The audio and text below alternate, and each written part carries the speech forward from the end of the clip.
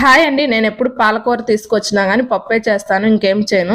ఎప్పుడు ఒకటే అయిపోతుందనేసి డిఫరెంట్‌గా ట్రై చేద్దామనేసి ఈరోజైతే యూట్యూబ్‌లో చూసి చేస్తున్నాను. దీనికోసం అనేసి పాన్ పెట్టుకొని ఆయిల్ హీట్ అయ్యాక ఆవాలేసుకొని ఆవాలు చిటపటలాడాక దీంట్లో కొంచెం సన్నగా తరుక్కున్న వెల్లుల్లి వేసుకొని ఫ్రై చేసుకోవాలి. తర్వాత ఆనియన్స్ కూడా వేసుకోవాలి. ఆనియన్స్ ఫ్రై అయ్యాక టమాటాలు వేసుకొని కొంచెం మగ్గనియాలి. తర్వాత ఆలు వేసుకొని ఫ్రై అయిన తర్వాత సన్నగా తరుక్కున్న పాలకూర వేసుకోవాలి. వేసుకొని అది కూడా కొంచెం మగ్గనిచ్చిన తర్వాత పసుపు, కారము, ఉప్పు దీంట్లోనే కొంచెం ధనియాల పొడి వేసుకొని బాగా కలుపుకోవాలి. కలిపిన తర్వాత మూత పెట్టుకొని కొంచెంసేపు మగ్గనిచ్చేస్తే మన కర్రీ అనేది రెడీ అయిపోయినట్టే. చాలా బాగుంటుంది అనమాట. రైస్లోకి కానీ చపాతీల్లోకి కానీ బాగుంటుంది. ఇది మీరు ట్రై చేయండి. మీను కోసం అనేసి కొంచెం నెయ్యి వేసి అయితే పెడుతున్నాను.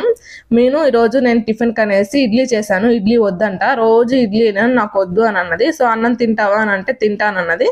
అందుకనేసి అన్నం అయితే పెడుతున్నాను.